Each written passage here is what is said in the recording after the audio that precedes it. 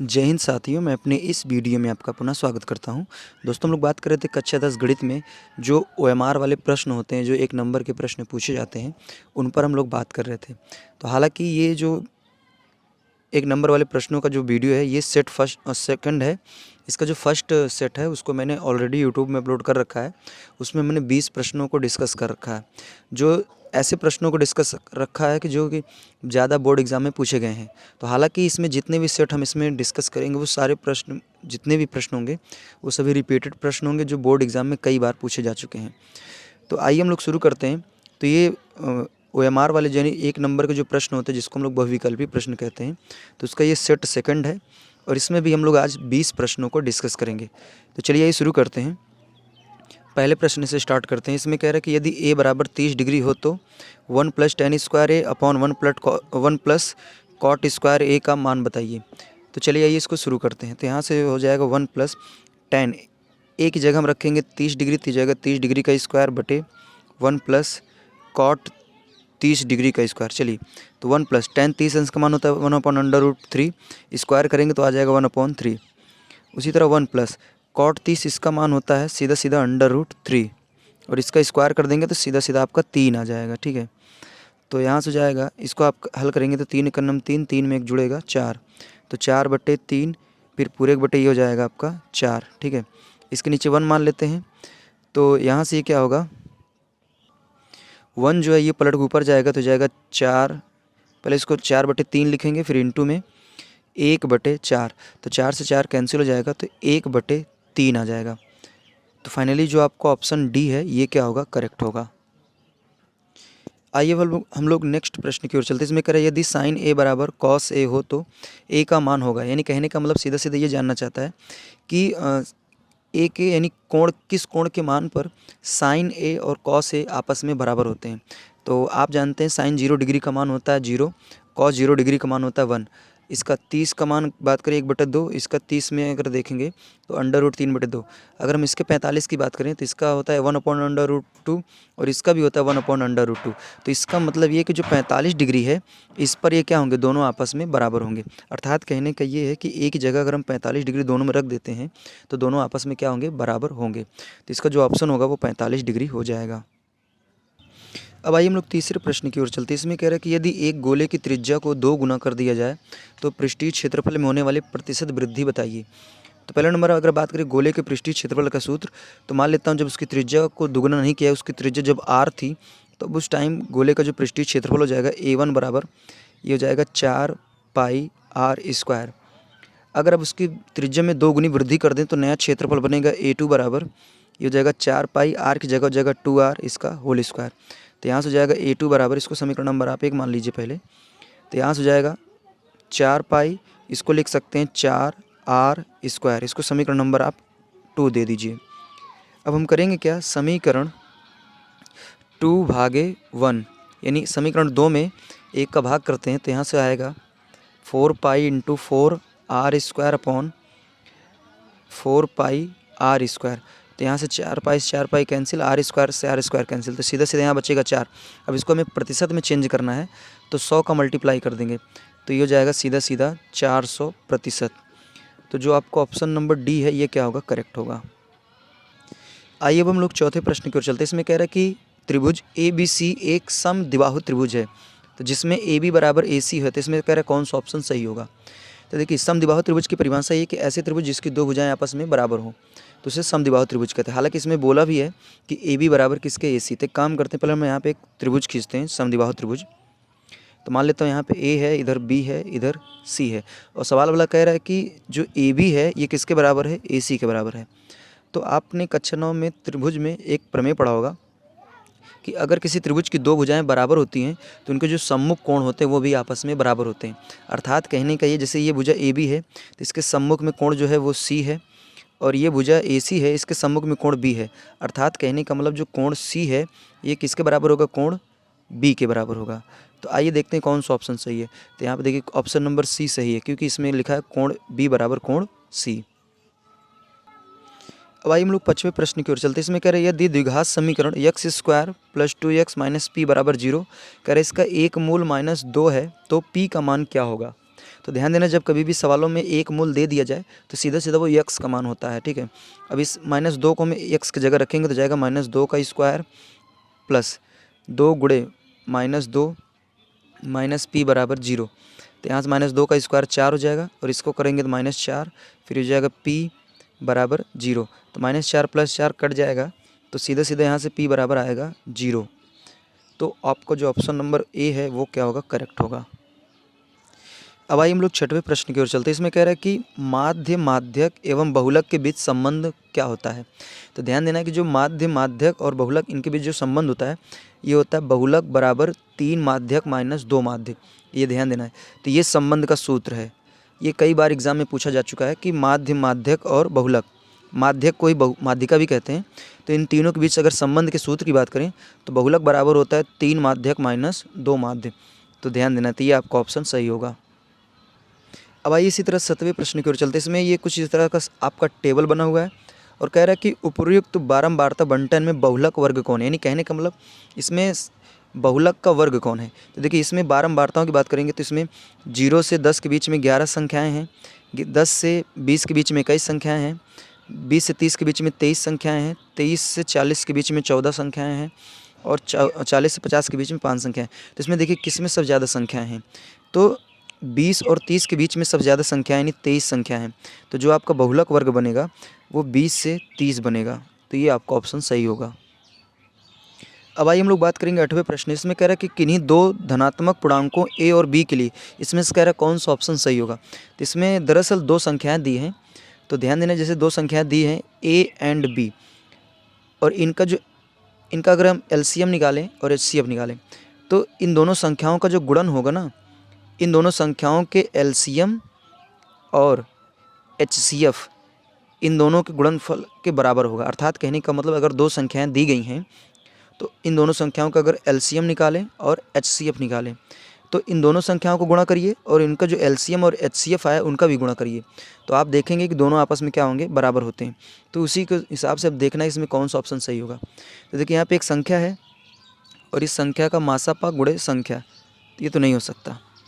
इसमें मैं बता रहा हूँ, देखिए ये जो आपका ऑप्शन नंबर डी है ये क्या होगा, करेक्ट होगा। कैसे होगा, देखिए इसमें पहली संख्या दूसरी संख्या ए और बी दिया है, इनका गुणनफल, फिर कह रहे इन संख्याओं का मासापा और इन संख्याओं का लासापा का जो गुणनफल होगा ये आपस में क्या होंगे, बराबर होंगे। तो इसका मतलब जो ऑप्शन नंबर डी है ये क्या होगा, करेक्ट होगा।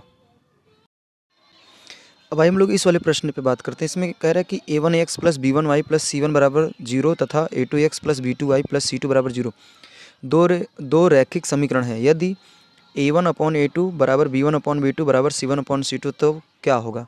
तो इसमें कह रहा है कि दोनों रेखाएं समांतर होंगी, दोनों रेखाएं समपाती होंगी, दोनों रेखाएं प्रतिच्छेद करेंगी या फिर नन ऑफ दिस। तो देखिए आपको पहले बता दूं, जैसे अगर मान लीजिए a1/a2 ये बराबर नहीं है b1/b2, अगर ऐसी कंडीशन होती है तो इस टाइम जो रेखाएं होती हैं वो प्रतिच्छेदी होती हैं। और अगर जब a1/a2 बराबर हो जाए b1/b2 बराबर ना हो c1/c2, तो इस दशा में जो रेखाएं होती हैं वो समांतर होती हैं। और अगर मान लीजिए a1/a2 बराबर b1/b2 बराबर c1/c2, अगर ऐसी दशा होती है तो इस टाइम जो रेखाएं होती हैं वो समपाती होती हैं। तो यहाँ पे a1/a2 बराबर b1/b2 बराबर c1/c2 कह रहा है, तो इस समय जो रेखाएं होंगी वो एक दूसरे के क्या होंगी, समपाती होंगी। तो आपको जो ऑप्शन नंबर बी है ये क्या होगा, करेक्ट होगा। अब आइए हम लोग 10वें प्रश्न की ओर चलते हैं। इसमें कह रहा है कि एक समीकरण युग्म x + y बराबर 10 और x - y बराबर 4, तो कह रहा है इसका हल है। यानी कहने का मतलब ये कि x और y के मान बताने हैं। कह रहा है कि यदि उन x और y के मानों को जोड़ेंगे तो 10 आएगा और x में से y को घटाएंगे तो 4 आएगा। तो आइए देखते हैं इसमें से कौन सा ऑप्शन सही हो रहा है। तो अगर मान लो x का मान हम 5 लेते हैं, y का मान 2 लेते हैं, तो अगर इनको जोड़ेंगे तो 10 तो आएगा नहीं, तो ये पहला ऑप्शन गलत हो गया। दूसरे ऑप्शन की बात करें तो अगर 7 में 3 जोड़ेंगे 10 आएगा, 7 में 3 घटा देंगे तो 4 आ जाएगा। तो इसका मतलब जो आपका ऑप्शन नंबर बी है ये क्या होगा, करेक्ट हो जाएगा। देखिए ऐसे प्रश्नों को मैं बता रहा हूँ आपको हल करने की कोई ज़रूरत नहीं। अक्सर क्या होता है कि बच्चे इसको हल करना स्टार्ट कर देते हैं, इसको जोड़ते हैं, फिर ये वाई को काटते हैं, फिर एक्स का मान वाई का मान अलग अलग करके निकालते हैं। तो इतना आपको लफड़ा नहीं पालना है, सीधे सीधे ऐसे देख लेना है कि जिसमें संतुष्ट होगा वही आपका ऑप्शन होगा।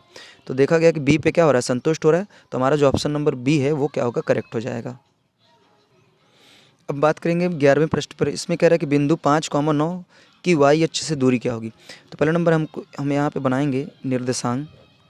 देखिए यहाँ पे 1 2 3 4 5 6 7 8 9, 1 2 3 4 5 6 7 8 9, ठीक है। तो यहाँ पे यक्स का मान कितना है, यक्स का मान 5 है, तो 1 2 3 4 5 यानी 5 यहाँ पे होगा और वाई का मान 9 यानी यहाँ पे होगा। तो अगर इन दोनों को मैं ऐसे आकर मिलाऊँ तो ये दोनों जो पॉइंट होंगे यहाँ पे कट करेंगे कहीं, तो 5,9 यहाँ कहीं होगा। तो अगर हम बात करें ये जो बिंदु है ये वाई अक्ष से कितनी दूरी पर है, तो जो वाई अक्ष पे ये है, वाई अक्ष से ये 5 दूरी पर है, 5 इकाई दूरी पर है। तो जो ऑप्शन नंबर आपका सी होगा ये क्या होगा, करेक्ट होगा। अब आइए हम लोग बात करेंगे अगले प्रश्न। इसमें कह रहा है कि यदि द्विघात समीकरण ax² + bx + c = 0 के मूल समान हो तो c का मान ज्ञात कीजिए। तो ध्यान देना, जब द्विघात समीकरण के मूल समान होते हैं तो उसका जो विविधकर होता है वो क्या होता है, 0 के बराबर होता है। और यहाँ विविधकर की बात करें तो इसका फार्मूला होता है v² - 4ac बराबर आ जाएगा 0। तो अपने को यहाँ पे c बताना है तो इसको इधर भेजेंगे तो जाएगा b² = 4ac। अगर c निकालना है तो 4a को इधर आना पड़ेगा, तो c बराबर हो जाएगा v² / 4a। तो जो कि आपका ऑप्शन नंबर डी क्या है, मैच कर रहा है, तो ये डी आपका सही हो जाएगा। आइए अब हम लोग अगले प्रश्न की ओर चलते हैं। इसमें कह रहा है यदि दिए गए चित्र में यदि AD = x + 3 centimetre, BD = 3x + 19 centimetre, AE = x और EC = 3x + 4 सेंटीमीटर, और कह रहा है कि DE समांतर है BC के, तो x का मान बताइए। तो ये आपको ध्यान देना, ये जो सवाल है थेल्स के प्रमेय से होगी। इसमें अगर DE सीध है BC के तो इतना बटे इतना बराबर होगा इतना बटे इतना, ये थेल्स का प्रमेय है।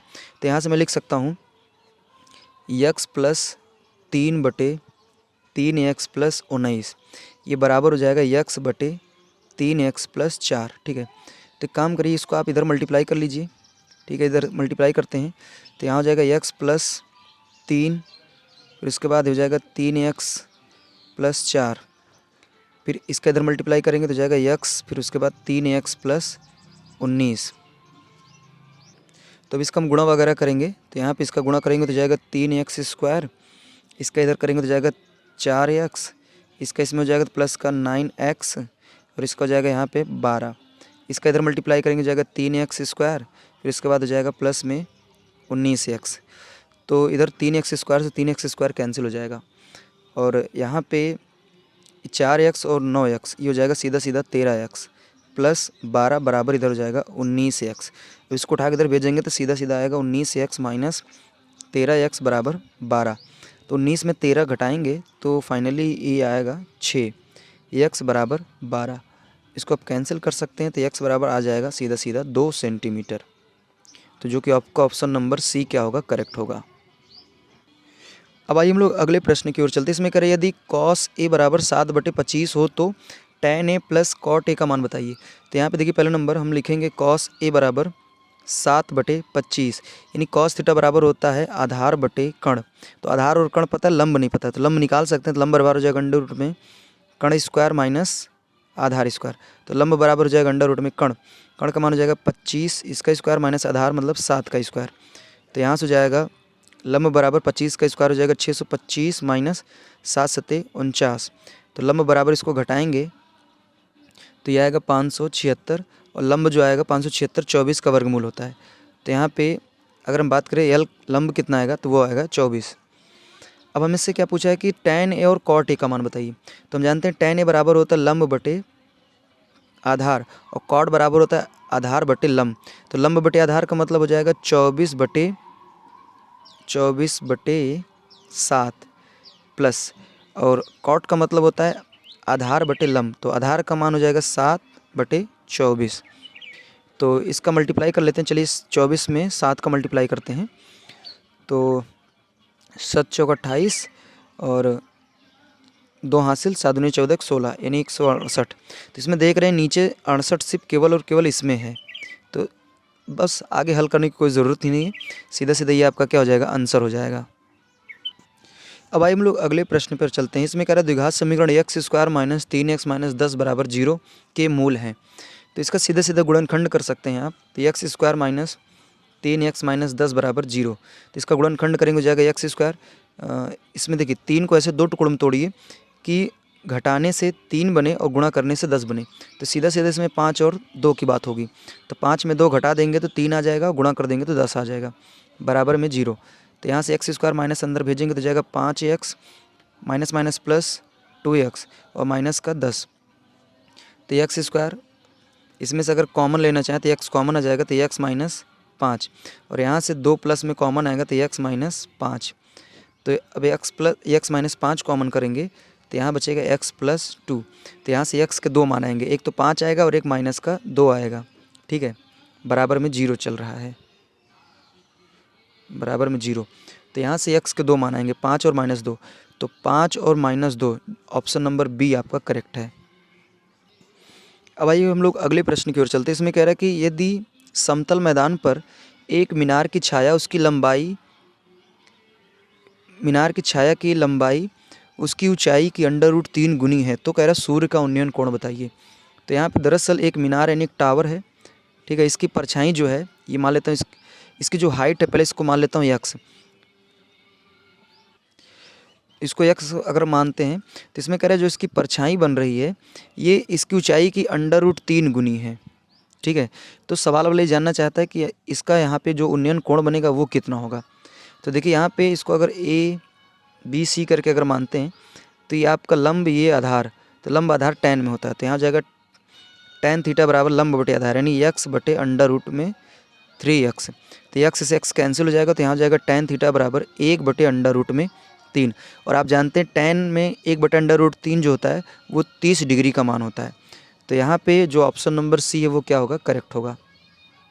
अगला नंबर बात करेंगे 7वें प्रश्न में। इसमें कह रहा है संख्या 144 के अभाज्य गुणनखंडों में अभाज्य गुणनखंड की घातों का योग अपने को बताने के लिए बोला जा रहा है।